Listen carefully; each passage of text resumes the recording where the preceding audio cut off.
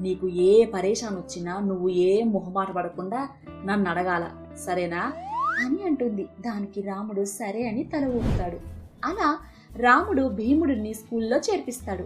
బాగా చూసుకుంటూ ఉంటాడు. భీముడి కోసం రాముడు ఇంకా బాగా కష్టపడుతూ డబ్బులు సంపాదిస్తూ ఉండేవాడు. వాళ్ళిద్దరూ ఎంతో హ్యాపీగా ఉన్నారు. అప్పుడప్పుడు సూర్యకాంతం అటువైపుగా వెళ్తూ వాళ్ళు హ్యాపీగా ఉండటం చూసి ఎంతో సంతోషించేది. ఒకరోజు సూర్యకాంతం అటువైపుగా వెళ్తూ ఉండగా